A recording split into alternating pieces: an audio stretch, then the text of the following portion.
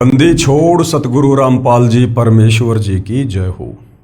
परमपिता परमात्मा सारी सृष्टि के रचनहार कुल मालिक असंख्य ब्रह्मांडों के स्वामी जगत गुरु तीनों लोकों में प्रवेश करके सबका धारण पोषण करने वाले राजाधीराज आत्माधार नाथों के नाथ देवों के देव महादेव सर्वेश्वर महेश्वर मृत्युंजय अजरो अमर आदि अनादि सनातनी प्रभु जगत पिता जगदीश्वर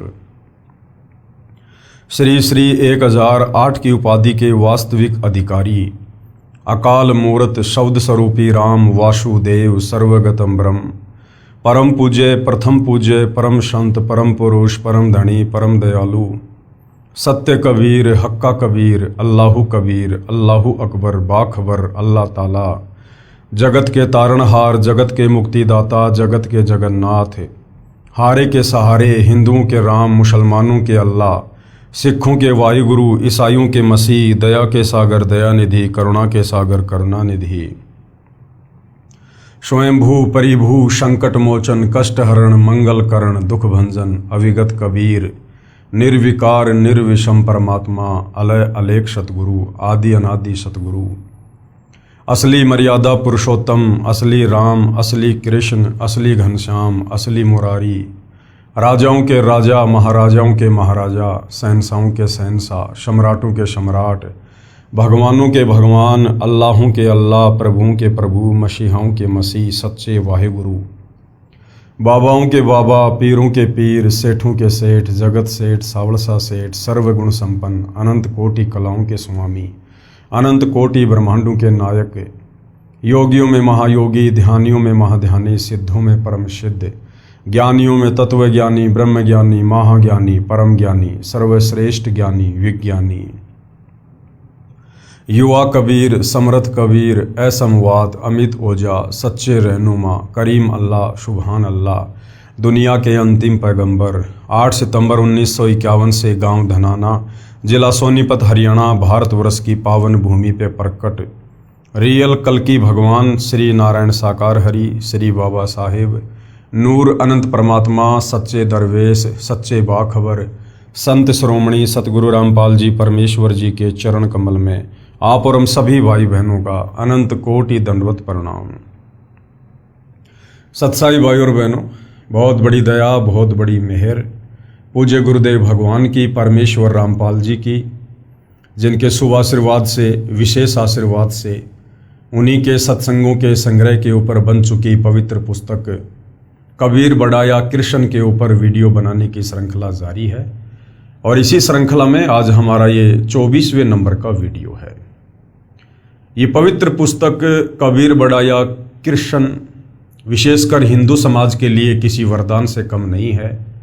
यदि आपने इस पवित्र आध्यात्मिक पुस्तक को धैर्यपूर्वक निष्पक्ष भाव से रुचि लेकर पढ़ लिया और समझ लिया तो सदियों से आपके मन में जो सवाल उठ रहे होंगे, जो जिज्ञासा अध्यात्म को जानने की आपके मन में उठ रही होगी, जिसका समाधान आज तक हमारे नादान धर्मगुरु तत्व ज्ञान के अभाव में नहीं कर पाए, आपकी उन तमाम शंकाओं का जिज्ञासाओं का समाधान होगा, आपके प्रत्येक प्रश्न का जवाब मिलेगा। क्योंकि ये पवित्र पुस्तक चारों वेद पवित्र गीता जी और पुराणों के ज्ञान से मिश्रित है, यानी तमाम हिंदू सदग्रंथों का सार निकालकर निष्कर्ष निकालकर परम पूज्य परमेश्वर सतगुरु रामपाल जी ने इस पवित्र पुस्तक कबीर बढ़ाया कृष्ण के अंदर डाल दिया है। यानी आपको बनी बनाई दवा मिल चुकी है। यदि आपको परमात्मा चाहिए, मोक्ष चाहिए, तो आपने इस पवित्र पुस्तक को पढ़ना पड़ेगा। सतगुरु रामपाल जी के द्वारा लिखित पवित्र पुस्तकों को पढ़े बिना, उनके द्वारा किए गए सत्संगों को सुने बिना आप मोक्ष तो छोड़िए, बहुत दूर की बात है, आप अध्यात्म के विषय में कै ख गै से भी परिचित नहीं हो सकते। क्योंकि हमारे जितने भी नादान धर्मगुरु वर्तमान में हैं या पहले थे, तत्व ज्ञान के अभाव में वो इन सदग्रंथों का सार नहीं समझ पाए। उनको केवल एक संस्कृत भाषा का ज्ञान था, लेकिन संस्कृत भाषा का ज्ञान होने मात्र से सदग्रंथ समझ में आ जाएंगे ऐसा कहीं नहीं लिखा हुआ है। हमारे पवित्र सदग्रंथ ये परमात्मा द्वारा बोला गया ज्ञान है, और परमात्मा द्वारा बोला गया ज्ञान सूक्ष्म होता है, कोड वर्ड में होता है, संकेतु में होता है। और इस पवित्र ज्ञान को, इस तत्व ज्ञान को अच्छी प्रकार से भली भांति ठीक ठीक अपने द्वारा रची गई सृष्टि रचना का ज्ञान, सर्व ब्रह्मांडों की रचना का ज्ञान, जीव आत्माओं की उत्पत्ति का ज्ञान, वो परमपिता परमेश्वर जिन्होंने वेदों का ज्ञान बोला है, जो कबीर देव है, कबीर परमेश्वर है, कबीर अग्नि है, वो स्वयं ही इस पृथ्वी पर संत रूप में, सतगुरु रूप में, जगतगुरु रूप में, तत्वदर्शी संत के रूप में प्रकट होकर यथा बताता है। अन्यथा कोई भी प्राणी, कोई भी जीव, वो चाहे आचार्य हो या शंकराचार्य हो, चाहे ब्रह्मा विष्णु महेश हो, इस वास्तविक सत्य ज्ञान के विषय में अन्य लोगों को परिचित नहीं करवा सकता। क्योंकि हिंदू समाज विशेषकर गीता बोलने वाले को सबसे बड़ा भगवान बताता है। हिंदू समाज समझता है कि गीता जी का ज्ञान श्री कृष्ण अर्थात विष्णु जी ने दिया है, जबकि विष्णु जी के पिता काल ब्रह्म ने महाभारत युद्ध के समय श्री कृष्ण जी के शरीर में प्रवेश करके प्रेत की भांति इस ज्ञान को बोला है। यानी वो काल ब्रह्म इस विष्णु से भी बहुत ज्यादा गुणा परम शक्ति है, और वो ब्रह्म भी, वो काल ब्रह्म भी गीता अध्याय 4 श्लोक 34 में कह रहा है कि अर्जुन, मुझे सही प्रकार से ना तो परमात्मा की स्थिति का पता है, ना मुझे सृष्टि रचना का ज्ञान है। अगर तुझे सही सही ज्ञान जानना है तो किसी तत्वदर्शी संत की खोज कर ले। अर्थात गीता ज्ञान देने वाला भी कह रहा है कि मुझे भी कंप्लीट शास्त्रों का ज्ञान नहीं है, कंप्लीट आध्यात्मिक ज्ञान नहीं है, मुझे भी इस संसार की सृष्टि का ज्ञान नहीं है। ऑप्शन छोड़ दिया, किसी तत्वदर्शी संत की शरण में जा। तो भाइयों और बहनों, आज वो तत्वदर्शी संत इस पृथ्वी पर सिर्फ और सिर्फ परम पूज्य सतगुरु रामपाल जी हैं। ये स्वयं पूर्ण ब्रह्म परमेश्वर हैं, कबीर देव हैं। अभी तक आपने इस पवित्र पुस्तक को जितना भी पढ़ा है या जितने भी उनके प्रवचन सुने हैं यूट्यूब पर, भली बात ही आपको समझ में आ गया होगा कि ऐसा निर्मल ज्ञान, ऐसा पाक और पवित्र ज्ञान, सर्व धर्म ग्रंथों से प्रमाणित ज्ञान आज तक हमारे नादान धर्म गुरु भी नहीं दे पाए। तो भाइयों और बहनों, यदि परमेश्वर पृथ्वी पर आएंगे, हमें अपना ज्ञान समझाएंगे, तो वे कोई विशेष आडंबर करके नहीं आएंगे। हम इंसानों को समझाने के लिए इंसानों जैसा ही बनकर आएंगे। और इसीलिए आदि शंकराचार्य जी ने गुरु की महत्वता को बताते हुए कहा है कि गुरुर ब्रह्मा गुरुर विष्णु गुरुर्देवो महेश्वर गुरुर साक्षात पूर्ण ब्रह्म तस्मै श्री गुरुवे नमः। यानी गुरु रूप में ही परमात्मा धरती पर प्रकट होते हैं। और वो गुरु पूर्ण है या नहीं है, तत्वदर्शी है या नहीं है, इसकी पहचान भी पवित्र गीता जी अध्याय 15 श्लोक नंबर 1 से 4 में लिखी हुई है कि जो उल्टे लटके हुए संसार रूपी वृक्ष के प्रत्येक भाग को सही सही बता दे कि जड़ कौन परमात्मा है, तना कौन परमात्मा है, डार कौन भगवान है, शाखाएं कौन हैं, पत्ते कौन हैं, टहनियां कौन हैं, उसे तत्वदर्शी संत समझ लेना। तो इस संसार रूपी उल्टे लटके हुए वृक्ष की व्याख्या को जो गीता अध्याय 15 श्लोक 1 से 4 में लिखा हुआ है, सतयुग बीत गया, त्रेता बीत गया, द्वापर बीत गया, ये कलयुग शुरू हो गया, केवल सतगुरु रामपाल जी परमेश्वर जी ने यथा बताया है। तो इससे स्वयं सिद्ध हो जाता है कि गीता जी के अनुसार सर्व सृष्टि रचनहार, सर्व की उत्पत्ति करता पूर्ण ब्रह्म परमेश्वर कबीर देव स्वयं सतगुरु रामपाल जी भगवान हैं। तो ये पवित्र पुस्तक उन्हीं के द्वारा लिखी गई है, यानी उन्हीं के सत्संगों का संग्रह है। और ये पवित्र पुस्तक हमें अध्यात्म के विषय में बहुत कुछ समझा रही है। आज हमारा 24वें नंबर का वीडियो है और जो मुद्दा चल रहा है वो है जनता की अदालत में। और जनता की अदालत में जज खुद जनता है, क्योंकि वर्तमान में जनता शिक्षित है, एजुकेटेड है, अपनी आंखों से धर्मशास्त्रों को देखकर सच्चाई को जान सकती है, निर्णय कर सकती है। मुद्दा क्या चल रहा है? कबीर बढ़ाया Krishna, who is supreme God, सर्वशक्तिमान परमात्मा कौन है। जितने भी हिंदू धर्मगुरु हैं, आचार्य शंकराचार्य हैं, ये दावा कर रहे हैं जनता की अदालत में श्री कृष्ण उर्फ विष्णु की तरफ से उसके वकील बनकर कि यदि कोई पूर्ण परमात्मा है, कोई मोक्षदाता है, अजरो अमर अविनाशी है, तो केवल श्री कृष्ण उर्फ विष्णु जी हैं। दूसरी तरफ कबीर जी के वकील सतगुरु रामपाल जी ने यह क्लियर कर दिया जनता की अदालत में सर्व हिंदू धर्म ग्रंथों को दिखा दिखाकर कि सुप्रीम गॉड कबीर है और वो कबीर वो कभी नहीं मरता है, वो अविनाशी है, वो किसी मां के गर्भ से जन्म नहीं लेता है। और शिक्षित जनता अपनी आंखों से कि कबीर ही पूर्ण परमात्मा है अपने ही धर्म ग्रंथों से देख देख कर अब अध्यात्म से परिचित होती जा रही है और अध्यात्म को और अच्छे से जानने के लिए सतगुरु रामपाल जी से तरह तरह के सवाल कर रही है और सतगुरु रामपाल जी उनके प्रत्येक सवाल का प्रमाणित जवाब दे रहे हैं। उसी कड़ी में हम आगे बढ़ेंगे। जनता ने सवाल किया था कि श्री कृष्ण जी महाभारत युद्ध के समय अपने भाणजे अभिमन्यु को क्यों नहीं बचा पाए, जबकि हमने सुना है कि श्री कृष्ण जी ने तो मोरध्वज के बेटे ताम्रध्वज को आरे से चिरवा कर फिर वापस जीवित कर दिया था। फिर महाभारत युद्ध के समय जब चक्रव्यूह में अभिमन्यु मारा गया, जो श्री कृष्ण जी का सागा भाणजा था, सुभद्रा रो रही थी, अपने भाई श्री कृष्ण से प्रार्थना कर रही थी। अर्जुन रो रहा था, अपने साले श्री कृष्ण जी से प्रार्थना कर रहा था कि अपने भाणजे को जीवित करो, आप तो सर्वशक्तिमान हो, तीनों लोकों के स्वामी हो, त्रिलोकीनाथ हो। लेकिन श्री कृष्ण जी अपने भाणजे अभिमन्यु को जीवित नहीं कर पाए।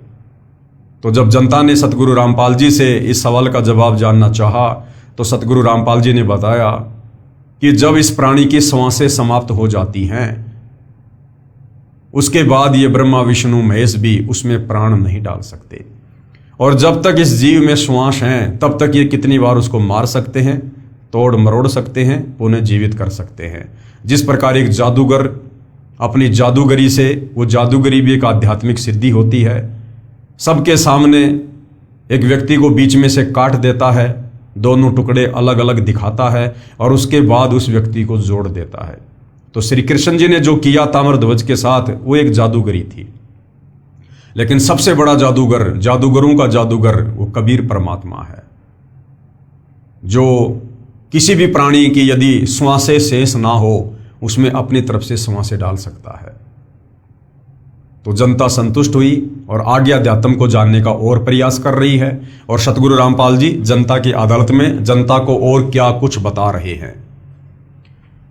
श्री कृष्ण जी का अंत महा दुखमय रहा, यानी समस्त हिंदू धर्म गुरु जो श्री कृष्ण उर्फ विष्णु को पूर्ण परमात्मा की संज्ञा दे रहे हैं अपनी नादानी के चलते, तो श्री कृष्ण जी का अंत क्या हुआ, कितना दुखमय उनका अंत हुआ, कितनी दुर्गति से उनकी मृत्यु हुई। और सुप्रीम गॉड कबीर जी जब जब इस पृथ्वी पर आए हैं तो वो अंत में यहां से किस प्रकार से प्रस्थान करके गए हैं, ये सारी बातें आज जनता की अदालत में सतगुरु रामपाल जी समझाएंगे और जनता खुद निर्णय कर लेगी कि वास्तव में परमेश्वर कौन है। श्री कृष्ण जी का अंत महादुख में रहा। अंत यानी उनका अंतिम समय, उनके जीवन के अंतिम क्षण कितने दुखमय रहे। श्री कृष्ण जी की आंखों के सामने उनका सारा यादव कुल, उनके बेटे पोते आदि आदि आपस में लड़ाई करके कट मरे। दुर्वासा ऋषि के श्राप के कारण 56 करोड़ यादव, जिनमें श्री कृष्ण जी के रिश्तेदार भी थे, उनके हजारों बेटे भी थे, उनकी बेटियां भी थी, उनकी रानियां भी थी, सबके सब यमुना के किनारे प्रभास क्षेत्र में आपस में कट कट के लड़ झगड़ के मर गए। और अंत में श्री कृष्ण जी का अंत भी दुखमय हुआ। तो कहने का मतलब है, जब श्री कृष्ण जी अपने स्वयं के कर्म नहीं काट सके, उनका खुद का अंत इतना दुखमय हुआ, तो भला उनकी भक्ति करने वालों का अंत सुखमय कैसे हो सकता है। श्री कृष्ण उनको बचा नहीं सका। श्री कृष्ण जी की हत्या यानी मर्डर एक शिकारी ने की, यानी श्री कृष्ण जी की अकाल मृत्यु हुई थी, उनकी स्वाभाविक मृत्यु नहीं हुई थी। क्या यही लक्षण है समर्थ भगवान के? पेश है संपूर्ण कथा जो इस प्रकार है। अब पूरी कथा सुना रहे हैं जनता की अदालत में, जनता की आंखें खोलने के लिए। दुर्वासा ऋषि ने श्री कृष्ण समेत 56 करोड़ यादवों को श्राप देकर मार डाला। एक समय दुर्वासा ऋषि द्वारिका नगरी के पास वन में आकर ठहरा। धूणा यानी अग्नि लगाकर तपस्या करने लगा। दुर्वासा ऋषि श्री कृष्ण जी के आध्यात्मिक गुरु जी थे। श्री कृष्ण के 2 गुरु थे। जो संदीपनी थे वो श्री कृष्ण जी को केवल ये अक्षर ज्ञान वाली शिक्षा दिया करते थे, यानी उनको पढ़ाया करते थे। संदीपनी श्री कृष्ण जी के आध्यात्मिक गुरु नहीं थे। और दूसरा जो दुर्वासा ऋषि थे वो श्री कृष्ण जी के आध्यात्मिक गुरु थे। ऋषि संदीपनी श्री कृष्ण जी के अक्षर ज्ञान करवाने वाले गुरु यानी शिक्षक थे। दुर्वासा जी की ख्याति यानी उनकी प्रसिद्धि चारों ओर द्वारिका नगरी में फैल गई कि ऐसे पहुंचे हुए ऋषि हैं, भूत भविष्य तथा वर्तमान की सब जानते हैं। द्वारिका के निवासी श्री कृष्ण से अधिक शक्तिशाली किसी भी ऋषि व देव को नहीं मानते थे, क्योंकि द्वारिका के लोग, विशेषकर यादव समाज के लोग, अभिमानी हो गए थे कि श्री कृष्ण जी ये त्रिलोकी नाथ हैं, हमारे यादव कुल में हैं, भला हमें किसका डर किसका भय।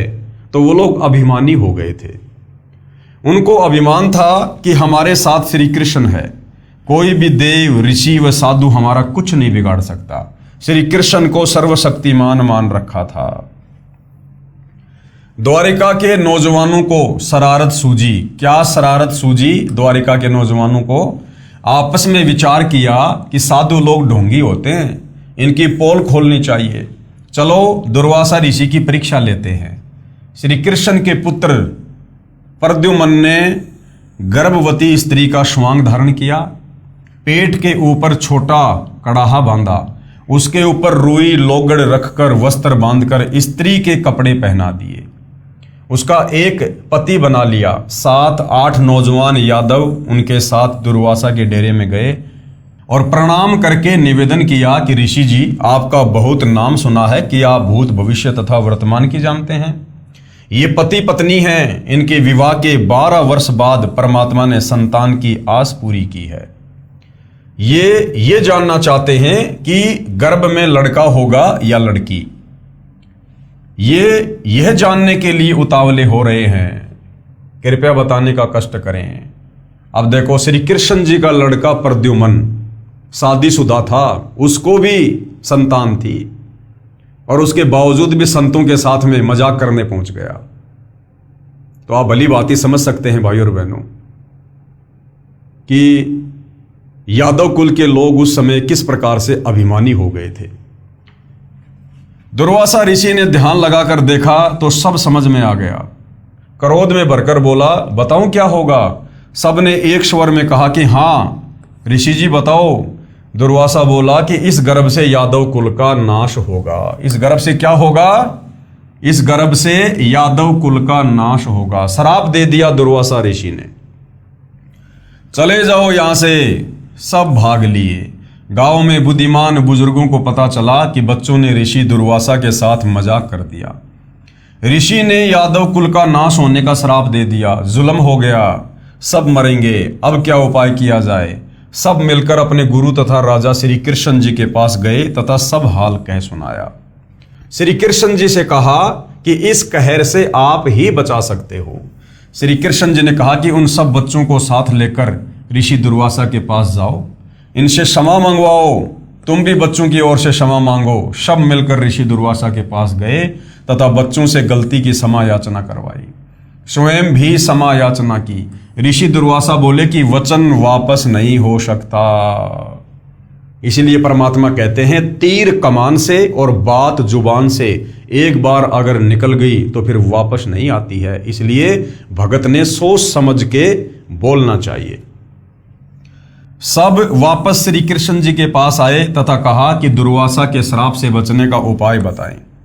श्री कृष्ण जी ने कहा कि जो जो वस्तु गर्भ संवांग में प्रयोग की गई थी, वो कड़ाहा, रुई लोगड़ वगैरह, वो कपड़े वगैरह जो प्रद्युम्न अपने पेट के ऊपर बांध के गया था स्त्री का रूप बना के, तो श्री कृष्ण जी ने कहा कि जो जो वस्तु गर्भ स्वांग में प्रयोग की थी उनका नामो निशान मिटा दो, उन्हीं से अपने कुल का नाश होगा।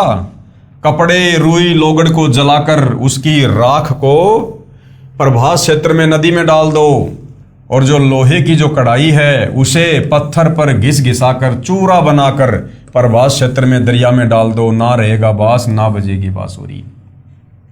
अब जनता की अदालत में सतगुरु रामपाल जी जनता की आंखें खोलना चाहते हैं कि यादव कुल के लोग बड़े विश्वास के साथ जो श्री कृष्ण जी को सर्वशक्तिमान परमात्मा मान चुके थे, वो दुर्वासा ऋषि के श्राप से बचने का उपाय जानने के लिए श्री कृष्ण जी के पास गए।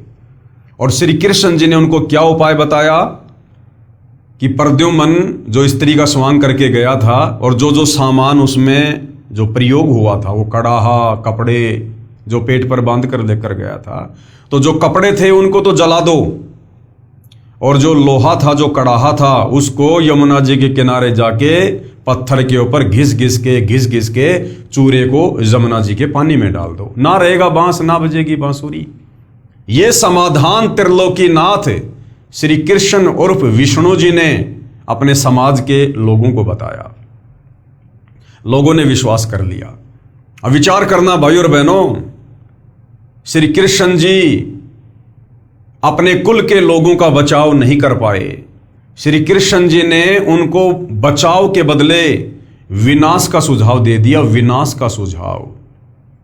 क्योंकि जो विधि श्री कृष्ण जी ने बताई, इसी विधि से आगे चलकर 56 करोड़ यादवों का नाश होगा। गए थे श्री कृष्ण जी के पास में उपाय जानने, और श्री कृष्ण जी ने काल प्रेरणा से ऐसा उपाय बता दिया, वो उपाय आगे चलकर 56 करोड़ यादवों के सत्यानाश का कारण बन गया। द्वारिका वासियों ने अपने गुरु श्री कृष्ण जी के आदेश का पालन किया। लोहे की कढ़ाई का एक कड़ा एक व्यक्ति को घिसाने के लिए दिया था, उसने कुछ घिसाया, पूरा नहीं घिसा, वैसे ही जमुना दरिया में फेंक दिया। घिसने से उस कड़े में चमक आ गई थी। एक मछली ने उसे खाने की वस्तु समझकर खा लिया। उस मछली को एक बालिया नाम के भील ने पकड़कर काटा तो कड़ा निकला। उसका लोहा पक्का था। बालिया ने उसे अपने तीर का आगे वाला हिस्सा विषाक्त बनवा लिया। विषाक्त यानी जहरीला बनवा लिया। कड़ाहे का जो लोहे का चूर्ण दरिया में डाला था, उसका तेज तीखे पत्तों वाला घास उग गया। पत्ते तलवार की तरह पहने थे। कपड़ों तथा रुई लोगड़ पुरानी रुई की राख का भी घास उग गया। कुछ वर्षों के बाद दुर्वासा के श्राप के कारण द्वारिका में अनहोनी घटनाएं होने लगी। आपसी झगड़े होने लगे, एक दूसरे को छोटी छोटी बात पर मारने लगे। सारी द्वारिका में उपद्रव होने लगे। द्वारिका नगरी के बड़े सयाने लोग मिलकर श्री कृष्ण जी के पास गए। फिर से द्वारिका के लोग श्री कृष्ण जी के पास गए, जबकि श्री कृष्ण जी तो पहले समाधान बता चुके थे, लेकिन श्री कृष्ण जी का समाधान बिल्कुल काम नहीं आया। दुर्वासा ऋषि का श्राप ज्यादा प्रबल और त्रिलोकीनाथ श्री कृष्ण जी का समाधान कमजोर पड़ गया।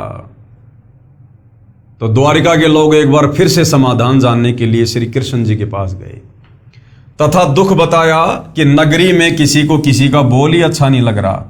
बिना बात के मरने मारने को तैयार हो जाते हैं। छोटे बड़े की शर्म नहीं रही। क्या कारण है तथा यह कैसे शांत होगा? श्री कृष्ण जी ने बताया कि ऋषि दुर्वासा के श्राप के कारण यह हो रहा है। अरे भाई, आपने तो पहले समाधान बता दिया था। आप तो त्रिलोकीनाथ हैं, आपके द्वारा बताया गया समाधान फैल कैसे हो गया? दुर्वासा ऋषि का श्राप तो नष्ट हो जाना चाहिए था, लेकिन नहीं हुआ। फिर से क्या कह रहे हैं श्री कृष्ण जी, इसका समाधान सुनो। दूसरा समाधान बता रहे हैं, नगरी के सभी नर यानी छोटे नवजात लड़के सहित यादव प्रभास क्षेत्र में उसी स्थान पर यमुना नदी में स्नान करो जिस स्थान पर कड़ाही का चूर्ण डाला था। और दूसरा क्या उपाय बताया श्री कृष्ण जी ने कि मैंने तुम्हें जो वो कड़ाही को घिस घिस के उसका चूरा जिस जगह पर यमुना नदी में डालने को कहा था ना, सुबह सुबह सारे यादव, अगर आज भी किसी का जन्म हुआ है, उस बच्चे को भी जो लड़का हो, लड़की नहीं, केवल पुरुष नर यादव, सारे के सारे वहां जाकर स्नान करो, दुर्वासा ऋषि का श्राप कट जाएगा। अब देखना दुर्वासा ऋषि का श्राप कटता है या यादव आपस में कट कट के मरते हैं। यादव प्रभास क्षेत्र में उसी स्थान पर यमुना नदी में स्नान करो जिस स्थान पर कड़ाई का चूर्ण डाला था। श्राप से बचने के लिए द्वारिका नगरी के सब बालक, नौजवान तथा वृद्ध स्नान करने गए। श्री कृष्ण जी पर विश्वास करके स्नान करके बाहर निकलकर एक दूसरे से गाली गलौज करने लगे और उस कड़ाही के चूरे से उत्पन्न घास को उखाड़कर एक दूसरे को मारने लगे। तलवार की तरह घास से सिर कटकर दूर गिरने लगे। कुछ व्यक्ति बचे थे, अन्य सब के सब लड़कर मर गए। उन बचे हुओं को ज्योति निरंजन काल ने स्वयं श्री कृष्ण जी में प्रवेश करके उस घास से मार डाला। ज्यादातर तो वही समाप्त हो गए जो समाधान श्री कृष्ण जी ने बताया था। समाधान के बजाय उनका विनाश हो गया। आपस में लड़ झगड़ के कट कट के मर गए। श्री कृष्ण जी का कोई समाधान काम नहीं आया।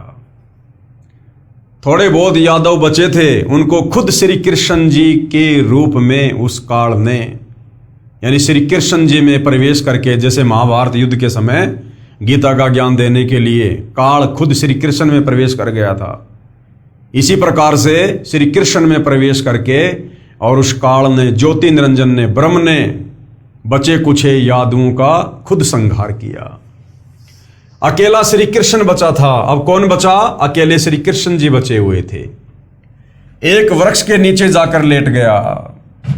अब दुर्वासा ऋषि ने श्राप क्या दिया था? यादव कुल का सत्यानाश होगा, सर्वनाश होगा। तो श्री कृष्ण जी भी यादव कुल में थे, अर्थात श्री कृष्ण जी का भी नाश होना था, सर्वनाश होना था। श्री कृष्ण जी अपना भी बचाव दुर्वासा के श्राप से नहीं कर पाए। अकेले श्री कृष्ण जी बचे थे। एक पेड़ के नीचे जाकर लेट गया, एक पैर को दूसरे पैर के घुटने पर रखकर लेट गया। दाएं पैर के पंजे में पद्म जन्म से लगा था। श्री कृष्ण जी के दाएं पैर के तलवे में बचपन से ही क्या था? एक पद्म था जो कि वो चमकता था, जो चमक रहा था। जिस बालिया नाम के भील शिकारी ने मछली से निकले कड़ाही के कड़े का विष लगाकर तीर बनवाया था, वह शिकारी उसी तीर को लेकर उस स्थान पर शिकार की तलाश में आया जिस वृक्ष के नीचे श्री कृष्ण जी लेटे हुए थे। वृक्ष की छोटी छोटी टहनियां चारों ओर नीचे पृथ्वी को छू रही थी, लटक रही थी। उन झुरमुटों में से श्री कृष्ण जी के पैर का जो पद्म था वो ऐसा लग रहा था जैसे किसी हिरण की आंख चमक रही हो। शिकारी बालिया ने आओ देखा ना ताव, उस चमक पर तीर दे मारा। बालिया ने देखा ये कोई हिरण की आंख है जो चमक रही है, और सारा दिन हो गया था, शिकार उसको मिला नहीं। उसने देखा बड़ी मुश्किल से शिकार मिला है। उसने आओ देखा ना ताव, और वो जो जहर लगा हुआ तीर उसने बनवाया था उसी कड़ाई का, जिस कड़ाई को जमुना नदी में घिस घिस कर डालने के लिए श्री कृष्ण जी ने सलाह दी थी। यानी श्री कृष्ण जी ने यादव कुल के सर्वनाश की सलाह दी और अपने खुद के सर्वनाश की, अपनी खुद की मृत्यु की सलाह दी। शिकारी बालिया ने आओ देखा ना ताव, उस चमक पर तीर दे मारा। तीर निशाने पर लगा। पैर के तलवे में विषाक्त तीर लगने से श्री कृष्ण जी की चीख निकली। एकदम से चिल्लाए श्री कृष्ण जी। बालिया समझ गया कि किसी व्यक्ति को तीर लगा है। निकट जाकर देखा तो कोई राजा है। पूछने पर पता चला कि श्री कृष्ण है। अपनी गलती की क्षमा याचना करने लगा। कहा कि भगवान, धोखे से तीर लग गया। मैंने आपके पैर के पद्म की चमक मृग की आंख जैसी लगी, क्षमा करो। अब श्री कृष्ण जी ने क्या कहा बालिया को? श्री कृष्ण जी ने कहा, बालिया तेरा कोई दोष नहीं है, होनी प्रबल होती है। मैंने तेरा बदला चुकाया है। त्रेता युग में तू किष्किंधा का राजा सुग्रीव का भाई बाली था। मैं अयोध्या में रामचंद्र नाम से राजा दशरथ के घर जन्मा था। उस समय मैंने तेरे को पेड़ की ओट लेकर धोखा करके लड़ाई में मारा था। अब तू मेरा एक काम कर। क्या कहा श्री कृष्ण ने? कि वे बालिया तेरा कोई दोष नहीं है, मैंने तेरा बदला पूरा कर दिया। तो बालिया ने कहा कि महाराज जी, आपकी और मेरी क्या बराबरी, आपका और मेरा क्या अदला बदला, मैं तो आपको जानता तक नहीं। मैं शिकारी, आप राजा, हमारी तो पहले कभी भेंट भी नहीं हुई। तो श्री कृष्ण जी ने कहा कि त्रेता युग में तू सुग्रीव का भाई बाली था और मैं उस समय राजा दशरथ का बेटा रामचंद्र था, और मेरी पत्नी को रावण उठाकर ले गया। मेरे पास और कोई चारा नहीं था उसे वापस लाने का। और किष्किंधा का राजा बाली था। बाली ने सुग्रीव को राज्य विहीन करके अपना कब्जा किया हुआ था और सुग्रीव को राज्य से बाहर निकाल रखा था। अब सुग्रीव को अपना राज्य चाहिए था और मुझे अपनी पत्नी चाहिए थी, तो हम दोनों में एक समझौता हो गया। सुग्रीव ने कहा कि यदि आप मेरे भाई बाली को मारकर मुझे किष्किंधा का राजा बना दो तो मैं अपनी सारी सेना जो है लंका पर चढ़ाई के लिए आपको समर्पित कर दूंगा। तो श्री रामचंद्र जी ने अपने स्वार्थ के वशीभूत होकर और बाली को मारने की सोची। तो सुग्रीव ने कहा कि वो ऐसे नहीं मरने वाला है महाराज, ऐसे मरने वाला होता तो मैं ही मार देता। उसको एक श्राप मिला हुआ है ब्रह्मा जी की तरफ से। क्या श्राप है? यदि कोई बाली के आमने सामने होकर लड़ाई लड़ेगा तो सामने वाले की आदि शक्ति बाली के अंदर आ जाएगी, और बाली की खुद की शक्ति है ही। इसलिए आमने सामने की लड़ाई में आप बाली को कभी नहीं हरा पाओगे। अंत में श्री रामचंद्र जी ने धोखे का सहारा लिया और एक पेड़ की ओट लेकर और तीर से धोखे से बाली का वध किया। जब बाली को तीर लगा, बाली जमीन पर गिरा, तो बाली ने कहा कि आप कौन हो? मैं तो आपको जानता भी नहीं। हम दोनों भाइयों की आपस की लड़ाई थी, आप बीच में क्यों आए? मुझे धोखे से क्यों मारा? इसका बदला मुझे कब दोगे? तो श्री रामचंद्र जी ने कहा कि मैं इसका बदला आपको द्वापर युग में दूंगा। उस समय मैं अपना बदला चुकाने के लिए श्री कृष्ण रूप में आऊंगा और आप उस समय एक बालिया नाम के शिकारी होंगे, और उस समय आप भी मुझे इसी प्रकार धोखे से तीर मारकर अपना बदला पूरा करेंगे। तो बालिया सारी बात समझ गया। अब समझना भाई और बहनों, आप और हमने है, हम हिंदुओं ने है। हम श्री कृष्ण उर्फ विष्णु को पूर्ण परमात्मा मानकर पूज रहे थे। बहुत सारे नादान तो आज भी पूज रहे हैं। अब खुद विचार करो। पहली बात तो श्री विष्णु जी को, जिसको आप पूर्ण परमात्मा कहते हो, उसको नारद ने श्राप दिया, और नारद का श्राप भोगने के लिए त्रेता युग में रामचंद्र रूप में धरती पर आए। अगर विष्णु जी इतने सर्वशक्तिमान होते, पूर्ण परमात्मा होते, तो पूर्ण परमात्मा के ऊपर किसी का श्राप काम नहीं करता है। लेकिन नारद जो श्री विष्णु जी का भतीजा था, अपने भतीजे के श्राप को नहीं काट पाया श्री विष्णु, और वो श्राप भोगने के लिए धरती पर आना पड़ा त्रेता युग में रामचंद्र रूप में। चलो आ गए, श्राप को भोगने के लिए जंगल में चले गए, वनवास हो गया, और वहां पर सीता जी को रावण उठा ले गया। अब सुग्रीव की मदद लेने के लिए श्री राम ने धोखे से बाली को मार दिया। बाली ने कहा कि इसका बदला कब दोगे? बोला द्वापर युग में दूंगा। तो त्रेता युग में श्री रामचंद्र जी ने धोखे से जो बाली को मारा, उनका एक वो कर्म बन गया, और अपना वो कर्म भोगने के लिए श्री विष्णु उर्फ रामचंद्र ने खुद द्वापर युग में आना पड़ा बदला देने के लिए।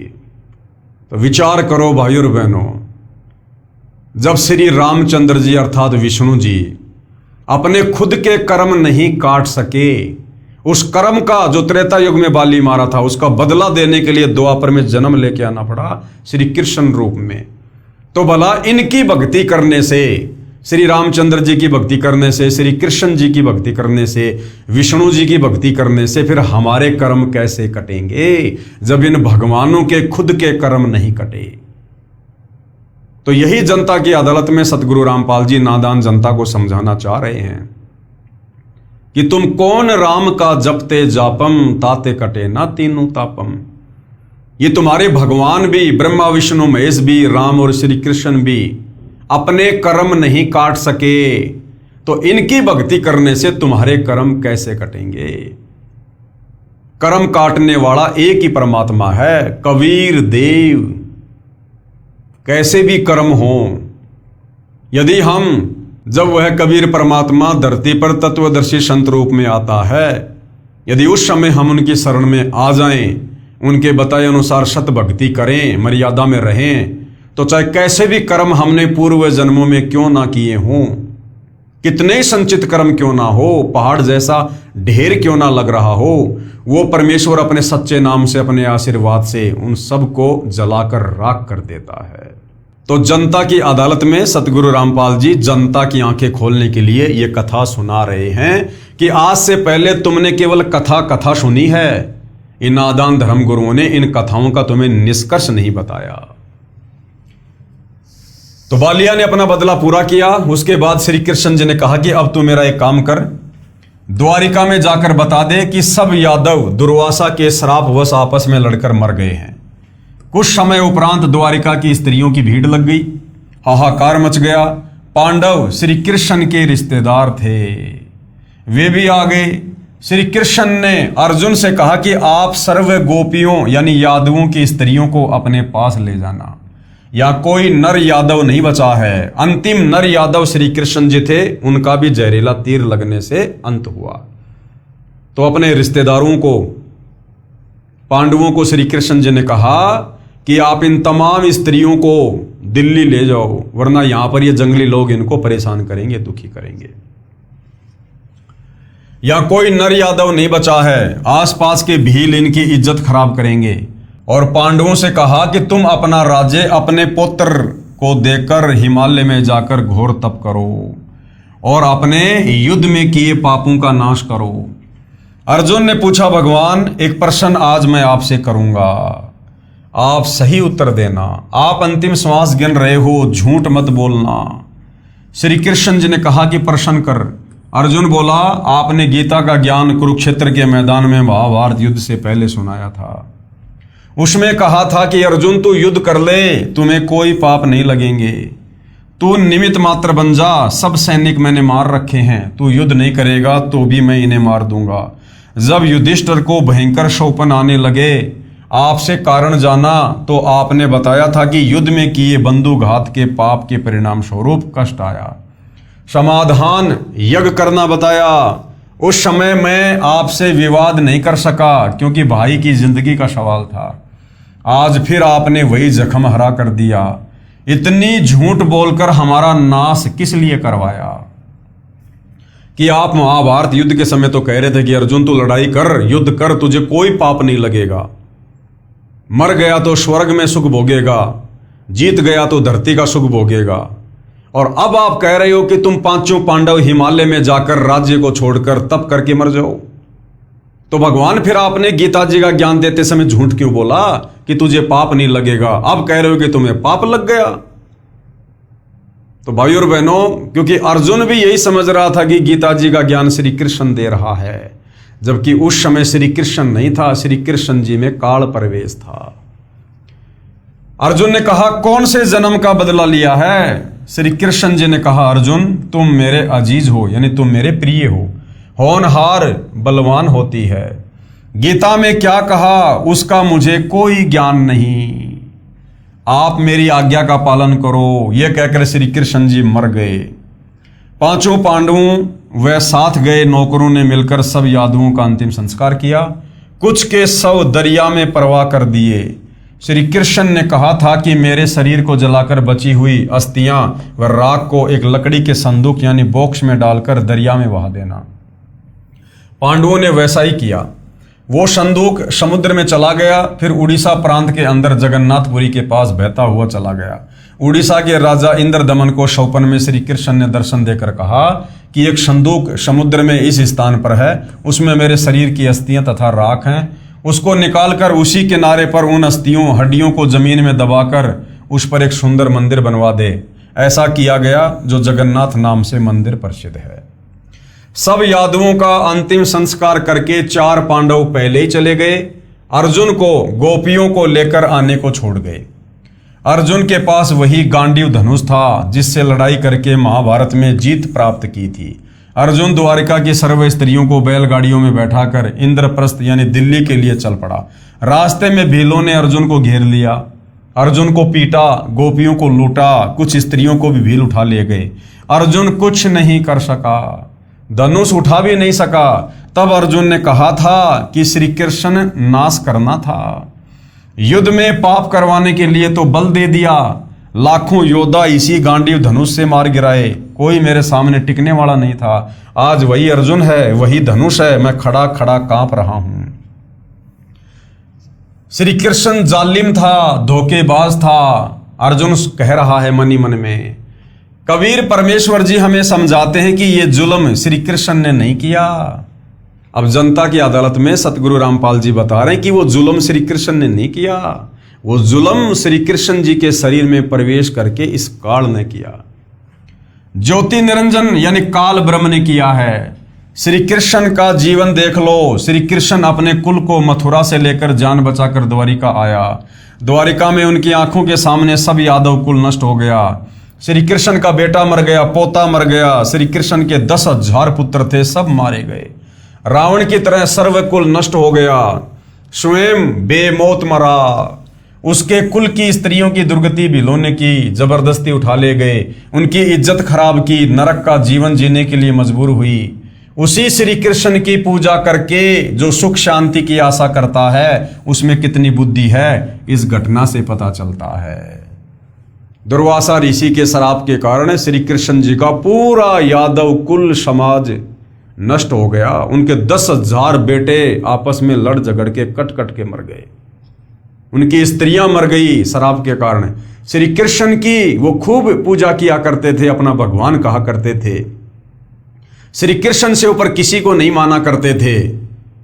और उसी श्री कृष्ण जी की सलाह ने पूरे यादव कुल का 56 करोड़ यादवों का सत्यानाश करवा दिया।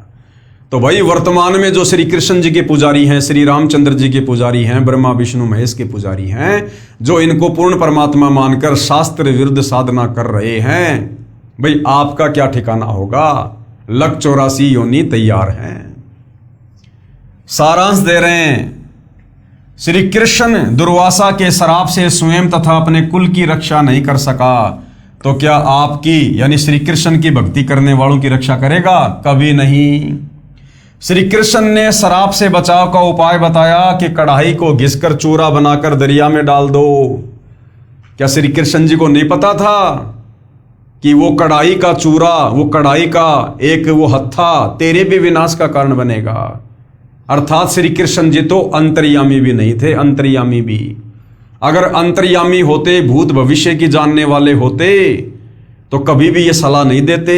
अंतर्यामी होते तो देख लेते कि ये जो कढ़ाई है इसको घिसेंगे, पूरी नहीं घिसी जाएगी, उसका जो पकड़ने का हत्था है उसको दरिया में डाल दिया जाएगा, फिर उसको एक मछली निकल जाएगी, मछली को एक शिकारी पकड़ लेगा, फिर वो मछली को चीरेगा, उसमें से वो लोहा निकलेगा, उसका जहर बुझा हुआ तीर बनवाएगा और फिर वही तीर मेरे पैर में मारेगा। तो श्री कृष्ण जी तो अंतर्यामी भी नहीं थे। श्री कृष्ण ने श्राप से बचाव का उपाय बताया कि कढ़ाई को घिसकर चूरा बनाकर दरिया में डाल दो, और वैसा ही किया गया। फिर भी श्राप ने प्रभाव दिखाया। फिर श्राप से बचने का अन्य उपाय बताया कि यमुना दरिया में जाकर स्नान करो, श्राप असर नहीं करेगा। स्नान करने गए थे, श्राप नाश करवाने वाले यादवों का ही नाश हो गया। श्राप का कष्ट 3 ताप के कारण आता है। संत गरीबदास जी ने कहा है, गरीब तुम कौन राम का जपते जापम, ताते कटे ना तीनों तापम। राम यानी भगवान परमात्मा, कि तुम किस भगवान का नाम जाप करते हो, तुम किसकी भक्ति साधना करते हो, जिसकी भक्ति साधना करते करते तुम्हारे 3 तापों के कष्ट भी नष्ट नहीं हो रहे। तो ये जो सर्व यादवों का जो नाश हुआ दुर्वासा के श्राप के कारण, ये 3 ताप में से एक ताप में आता है। और श्री कृष्ण जी उस एक ताप से भी अपने कुल को नहीं बचा पाए। तो वर्तमान वाले श्री कृष्ण जी के पुजारी तो उनके लगते क्या हैं जब वो अपने पुत्रों तक को नहीं बचा पाए। अर्थात तुम किस भगवान का जाप करते हो, भक्ति करते हो, जिससे तुम्हारे 3 ताप भी समाप्त नहीं होते। गरीब सतगुरु जो चावे सो करही, 14 कोटि दूत यम डरही, ओत भूत जम त्रास निवारे, चित्रगुप्त के कागज फाड़े। और कबीर परमात्मा क्या कर सकते हैं? कबीर परमेश्वर वो कर सकते हैं जो सृष्टि में कोई नहीं कर सकता। सर्व के दुख निवारण कर सकते हैं। कितना भी भयंकर किसी भी जन्म में किसी को किसी देव का या ऋषि का श्राप लगा हुआ हो, उसको भी कबीर परमेश्वर जब सतगुरु रूप में धरती पर आते हैं और यदि कोई उनकी शरण में आ जाता है तो उस ताप को भी वो बेअसर कर देते हैं, नष्ट कर देते हैं। सतगुरु जो चावे सो करही, 14 कोटि दूत यम डरही। ऊत भूत जम त्रास निवारे, चित्रगुप्त के कागज फाड़े। गरीब जम जोरा जासे डरे और मिटे कर्म के लेख, सतगुरु पुरुष कबीर है कुल के सतगुरु एक। गरीब सब पदवी के मूल हैं, शकल सिद्धि हैं तीर। दास गरीब सत्य पुरुष भजो, अविगत कला कबीर। अर्थात सतगुरु कबीर जी पूर्ण परमात्मा हैं। वे 3 ताप तो क्या सर्व पापों का नाश कर देते हैं, जो चाहे सो कर सकते हैं। पाप कर्मों के लेख मिटा देते हैं। उनसे 14 करोड़ जो यम के दूत हैं वे भी भय मानते हैं यानी डरते हैं। जम यानी यमराज और जोरा यानी मृत्यु जिससे डरते हैं वे सतगुरु कबीर जी हैं। कुल के यानी सबके, पूरी सृष्टि के एकमात्र सतगुरु यानी यथार्थ आध्यात्मिक ज्ञान देने वाले हैं। सत्य पुरुष यानी अविनाशी परमात्मा समर्थ हैं। सब पदवियों के योग्य वही हैं। जैसे परमात्मा पदवी, बंदी छोड़ की पदवी, कवि की पदवी, सृजनहार की पदवी, पालनहार की पदवी आदि आदि सब पदवी के मूल हैं। सब सिद्धियां उन्हीं के पास हैं। उस सत्य पुरुष यानी कबीर परमात्मा के अवतार कबीर जी हैं। उस सत्य पुरुष के अवतार कबीर जी हैं, यानी उस सत्य पुरुष स्वयं ही अवतार रूप में धरती पर प्रकट होते हैं। उस सत्य पुरुष की भक्ति करो। गरीब हम सुल्तानी नानक तारे, दादू को उपदेश दिया और जाति जुलाहा भेद न पाया, काशी माए कबीर हुआ।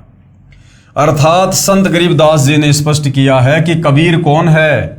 बताया है कि हम सब यानी मैं, कौन कह रहे हैं गरीबदास जी, कि मैं, नानक जी और दादू जी इब्राहिम आदम सुल्तान भगत जी को तारा यानी पार किया, जो काशी वाले जुलाही जाति वाले कबीर हैं। यानी 650 साल पहले सत्य पुरुष कबीर परमात्मा बनारस के काशी में 120 वर्ष तक लीला में जीवन जी के गए और एक गरीब परिवार में, एक झोपड़ी में, एक जुलाहे के घर में परमेश्वर ने लीला की, जिस कारण से उनको कबीर जुलाहा भी कहा जाता है। उनका भेद किसी को नहीं मिला, यानी उनको पहचान नहीं सके कि ये समर्थ सृजनहार हैं। संत गरीबदास जी ने निष्कर्ष निकाला है कि गरीब दुर्वासा कोपे तहां, यानी दुर्वासा जब क्रोधित हुआ, शराप दे दिया उसने क्रोध में अंधा होके। समझ न आई नीच, यानी दुर्वासा को, श्री कृष्ण जी के गुरु को गरीबदास जी ने नीच व्यक्ति की संज्ञा दी है। यानी ऐसा तो आम व्यक्ति भी नहीं करता। क्या हुआ यदि बच्चों ने कोई गलती कर दी, मजाक कर दिया, तो इतना भयंकर शराप दिया जाता है क्या? दुर्वासा को हम संत की श्रेणी में भी नहीं ले सकते। अरे संतों में तो धैर्य होता है, शीलता होती है, आधीनता होती है, विनम्रता होती है। संत तो क्षमा करने वाले होते हैं। और दुर्वासा ने गुस्से में आकर छोटी सी बात को लेकर श्राप दे दिया काल प्रेरणा से। तो गरीबदास जी ने दुर्वासा को नीच व्यक्ति की संज्ञा दी है, ना कि संत या भगत की। गरीब दुर्वासा कोपे तहां, समझ न आई नीच, और 56 करोड़ यादव कटे, मची रुधिर की कीच। अर्थात संत गरीबदास जी ने बताया है कि दुर्वासा दुष्ट को इतना भी समझ नहीं आई कि क्या जुल्म करने जा रहा है। जरा सी बात का इतना बड़ा दंड कि 56 करोड़ यादव कटकर मर गए, खून का कीचड़ बन गया, धरती लाल हो गई। पेश है सह शरीर सतलोक जाने व ग्रह युद्ध को समाप्त करने की सत्य कथा। अब जनता की अदालत में सतगुरु रामपाल जी जनता को बता रहे हैं, समझा रहे हैं कि तुम जिस कृष्ण उर्फ विष्णु को पूर्ण परमात्मा मानकर भक्ति कर रहे थे अज्ञानता में, उनका अंत में क्या हुआ, कितनी दुर्गति से मृत्यु हुई।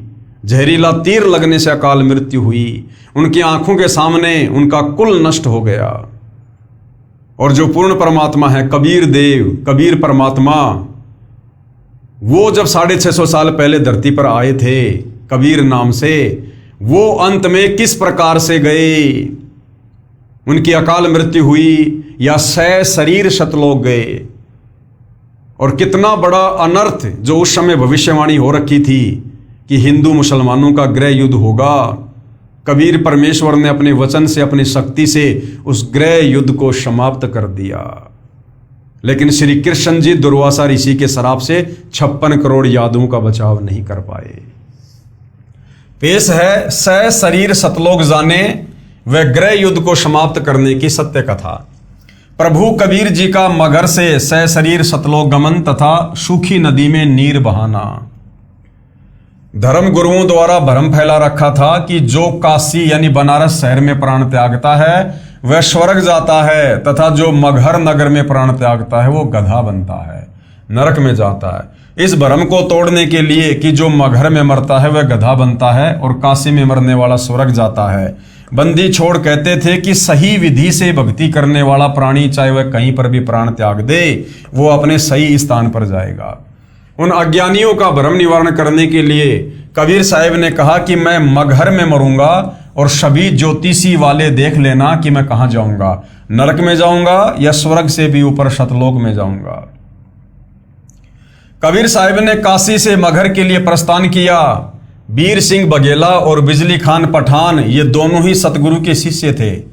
वीर सिंह ने अपनी सेना साथ ले ली कि कबीर साहिब वहां पर अपना शरीर छोड़ेंगे, उस शरीर को लेकर हम काशी में हिंदू रीति से अंतिम संस्कार करेंगे। यदि मुसलमान नहीं मानेंगे तो लड़ाई करके सबको लाएंगे, क्योंकि मगहर का जो नरेश था, नवाब था, वो बिजली खान पठान था, मुसलमान था, वो भी कबीर जी का शिष्य था। और काशी नरेश वीर सिंह बघेला भी कबीर जी का शिष्य था। तो कबीर जी ने निर्णय किया पाखंड को समाप्त करने के लिए कि मैं मगहर में शरीर छोड़ूंगा। तो वीर सिंह बघेल अपनी सेना समेत चल पड़ा कि यदि मगहर का नवाब बिजली खान पठान हमें हमारे पीर, हमारे गुरु का शरीर नहीं लाने देगा तो हम लड़ाई झगड़ा करके लाएंगे। सेना भी साथ ले ली। अब इतनी बुद्धि है हमारी, गुरुदेव भगवान क्या कह रहे हैं कि हम नादानों की केवल इतनी बुद्धि है, हम भगवान को इतना ही समझ पाते हैं। उस समय कोई भी कबीर जी को समझ नहीं पाया था कि पूर्ण परमात्मा है, सह शरीर आते हैं और सह शरीर जाते हैं। कबीर परमेश्वर जी हर रोज शिक्षा दिया करते कि हिंदू मुसलमान दो नहीं है। अंत में फिर वही बुद्धि, उधर से बिजली खान पठान को पता चला कि कबीर साहिब यहां पर आ रहे हैं। बिजली खान पठान ने सतगुरु तथा सर्व आने वाले भक्तों तथा दर्शकों की खाने तथा पीने की सारी व्यवस्था की और कहा कि सेना तुम भी तैयार कर लो, हम अपने पीर कबीर साहिब का यहाँ पर मुसलमान विधि से अंतिम संस्कार करेंगे। कबीर साहिब के मगर पहुंचने के बाद बिजली खान ने कहा कि महाराज जी स्नान करो। कबीर साहिब ने कहा कि मैं बहते पानी में स्नान करूंगा। बिजली खान ने कहा कि सतगुरुदेव यहाँ पर साथ में एक आमी नदी है, वो भगवान शिव के शराब से सूखी पड़ी है, उसमें पानी नहीं है। जैसी व्यवस्था दास से हो पाई है पानी का प्रबंध करवाया है, आपके स्नान के लिए प्रबंध किया है, लेकिन संगत बहुत आ गई, इनके नहाने की तो बात बन नहीं पाएगी। पीने का पानी पर्याप्त मात्रा में बाहर से मंगवा रखा है। कबीर साहिब ने कहा कि वह नदी देखे कहाँ है। उस नदी पर जाकर कबीर साहिब ने हाथ से ऐसे इशारा किया जैसे ट्रैफिक पुलिस का सिपाही रुकी हुई गाड़ियों को जाने का संकेत करता है। वह आमी नदी पानी से पूरी भरकर चल पड़ी। बोलो सतगुरुदेव भगवान की जय हो। ये आमी नदी वहां पर अभी भी विद्वान है। सबने परमेश्वर कबीर जी की जय जयकार की। कबीर साहिब ने कहा कि एक चादर नीचे बिछाओ, एक मैं ऊपर ओढ़ूंगा, क्योंकि वे जानी जान तो थे। कहने लगे कि ये सेना कैसे ला रखी है तुमने। अब बिजली खान पठान और वीर सिंह बघेला आमने सामने खड़े हैं। उन्होंने तो मुंह लटका लिया और बोले नहीं। वे दूसरे हिंदू और मुसलमान बिना नाम वाले बोले, जी हम आपका अंतिम संस्कार अपनी विधि से करेंगे। दूसरे कहते हैं कि हम अपनी विधि से करेंगे, और चढ़ा ली बाहें, उठा ली हथियार तथा कहने लगे कि आ जाओ। कबीर साहिब ने कहा कि नादानो, क्या मैंने यही शिक्षा दी 120 वर्ष तक? इस मिट्टी का तुम क्या करोगे? चाहे फूक दो या गाड़ दो, इससे क्या मिलेगा? तुमने क्या शिक्षा ली मेरे से? सुन लो, यदि झगड़ा कर लिया तो मेरे से बुरा कोई नहीं होगा। वे जानते थे कि ये कबीर साहिब परम शक्ति युक्त हैं, यदि कुछ कह दिया तो बात बिगड़ जाएगी। शांत हो गए, पर मन में यही था कि शरीर छोड़ने दो, हमने तो वही करना है। वे तो जानी जान थे। कौन? कबीर परमात्मा। उस दिन गृह युद्ध शुरू हो जाता। सत्यानाश हो जाता, क्योंकि भविष्यवाणियां पहले ही हो चुकी थी कि ऐसे ऐसे उस समय भारत में हिंदू मुसलमानों का गृह युद्ध होगा, करोड़ों लोग मारे जाएंगे। यदि साहिब अपनी कृपया नहीं बख्शते, कबीर साहिब ने कहा कि एक काम कर लेना, तुम मेरे शरीर को आधा आधा काट लेना, परंतु लड़ना मत, ये मेरा अंतिम आदेश सुन लो और मानो, इसमें जो वस्तु मिले उसको आधा आधा कर लेना। महीना माघ शुक्ल पक्ष तिथि एकादशी विक्रमी संवत 1575 1575 सन 1518 को कबीर साहिब ने एक चद्दर नीचे बिछाई और एक ऊपर ओढ़ ली। कुछ फूल कबीर साहिब के नीचे वाली चद्दर पर 2 इंच मोटाई में बिछा दिए। थोड़ी सी देर में आकाशवाणी हुई कि मैं तो जा रहा हूं शतलोक में, स्वर्ग से भी ऊपर, देख लो चद्दर उठाकर, इसमें कोई शव नहीं है। जो वस्तु है वो आधी आधी ले लेना, परंतु लड़ना नहीं। जब चद्दर उठाई तो सुगंधित फूलों का ढेर शव के समान ऊंचा मिला। बोलो सतगुरुदेव भगवान की जय हो। वीर सिंह देव बघेल और बिजली खान पठान एक दूसरे के सीने से लगकर ऐसे रोने लगे जैसे कि बच्चों की मां मर जाती है। फिर तो वहां पर रुदन मच गया। हिंदू और मुसलमानों का प्यार सदा के लिए अटूट बन गया। यानी कबीर परमेश्वर की समर्थता बताई जा रही है जनता की अदालत में जनता को, कि तुम्हारे श्री कृष्ण जी ने मरते मरते भी अपने 56 करोड़ यादों का सत्यानाश करवा दिया।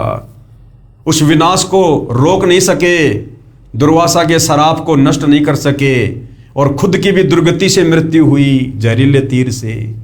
और कबीर परमात्मा शरीर शतलोक गए, उनका शव फूलों में तब्दील हो गया।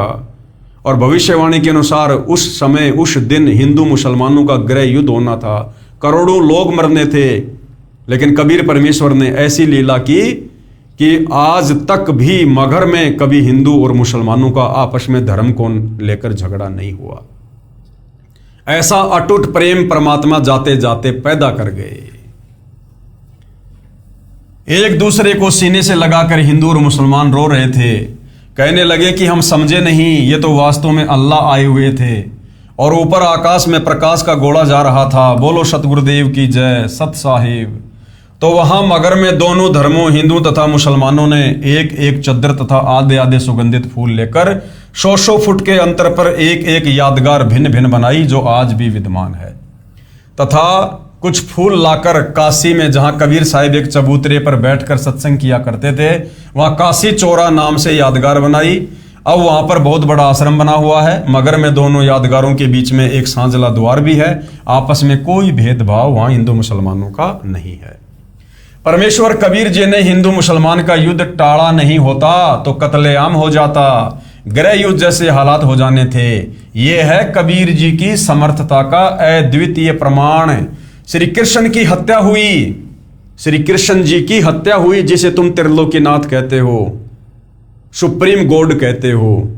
तुम्हारे श्री कृष्ण जी की हत्या हुई। बालिया नाम के शिकारी ने जहरीला तीर मारा और कबीर जी शरीर शतलोक गए। कबीर परमेश्वर शरीर सौधाम यानी शतलोक गए। इसलिए कबीर बड़ा है या कृष्ण, इसलिए कबीर बड़ा है कृष्ण से। ये देखिएगा, जहां कबीर परमेश्वर जी शरीर शतलोक गए थे, उसके बाद जो फूल बचे थे हिंदू मुसलमानों ने आधे आधे बांट लिए। और 100 फुट की दूरी पर एक तरफ ये मंदिर बना हुआ है और दूसरी तरफ ये मस्जिद बनी हुई है। और आज भी वहां पर हिंदू मुसलमानों का इसी प्रकार से आपस में प्यार है और प्रेम है। तो जाते जाते जो विनाश होना था, कबीर परमात्मा उस सर्वनाश को टालकर आपस में प्यार और प्रेम में तब्दील करके चले गए। हिंदू और मुसलमान ऐसे रहते हैं कि जैसे माँ जाए भाई रहा करते हैं। उनसे हमने बात की थी तो उन्होंने कहा कि हमारी आज तक धर्म के नाम पर कोई लड़ाई नहीं हुई। वैसे कहा सुनी तो घर के घर में भी हो जाती है, फिर भी हमारी आपस में धर्म के नाम पर लड़ाई नहीं होती है। बिजली खान पठान ने दोनों यादगारों के नाम 500 बीघा जमीन दी, जिसमें हिंदू तथा मुसलमान अपने प्रबंधक कमेटी बनाकर व्यवस्थित किए। ये दास यानी गुरुदेव अपने लिए कह रहे हैं कि मैं भी अपने सैकड़ों सेवकों सहित 3 बार इस ऐतिहासिक धार्मिक स्थल को देखकर आ चुका हूं। वहां जाकर ऐसा लगता है जैसे हमने सच्चाई का खजाना प्राप्त हो गया हो। बोलो सतगुरुदेव की जय। अब आगे भाइयों और बहनों, जनता की अदालत में अध्यात्म में बढ़ चढ़कर रुचि लेते हुए जनता जो शिक्षित है, अपनी आंखों से सर्व धर्मशास्त्रों को देखकर और जो कथाएं हम दिन रात सुना करते थे, अब उन कथाओं का मर्म समझकर कबीर जी के वकील सतगुरु रामपाल जी से सवाल कर रही है। और सतगुरु रामपाल जी प्रत्येक सवाल का प्रमाणित जवाब निष्कर्ष निकाल कर दे रहे हैं। आगे जनता की अदालत में जनता ने क्या सवाल किया? जो साधना हम पहले कर रहे हैं, क्या वह त्यागनी पड़ेगी? अब जनता को यह तो समझ में आ गया कि भाई संत रामपाल जी जो बातें बता रहे हैं बिल्कुल सोआने की हैं, ये तो इनमें तो कोई मीनमेख नहीं है। यही कथाएं हम पढ़ा करते थे, लेकिन हमारे गुरु हमारे को निष्कर्ष निकाल कर नहीं दे पाए, जिस कारण से हम अध्यात्म में कोई उपलब्धि प्राप्त नहीं कर पाए। तो अब जनता क्या कह रही है कि जी कबीर जी वाली भक्ति करने के लिए क्या हमने हमारी पहले वाली भक्ति साधना छोड़नी पड़ेगी, त्यागनी पड़ेगी? क्या इन देवी देवताओं की पूजा छोड़नी पड़ेगी? यह सवाल अब जनता कबीर जी के वकील सतगुरु रामपाल जी से कर रही है, क्योंकि अब जनता सर्व प्रमाणों को देखकर, इन भगवानों की वास्तविक स्थिति को देखकर अब शास्त्र अनुकूल सत भक्ति करना चाहती है और अपनी आत्मा का कल्याण चाहती है। तो भाइयों और बहनों, इस सवाल का सतगुरु रामपाल जी क्या जवाब देंगे और किन किन शास्त्रों से क्या क्या प्रमाण दिखाएंगे, इस विषय में हम अगले एपिसोड में चर्चा करेंगे। तब तक हम परमपिता परमेश्वर सतगुरु रामपाल जी भगवान से आज्ञा लेते हैं, अनुमति लेते हैं। कल उनकी सेवा में फिर हाजिर होंगे। तब तक परमेश्वर हम सबको आशीर्वाद दे, सद्बुद्धि दे। बंदी छोड़ सतगुरु रामपाल जी परमेश्वर जी की जय हो।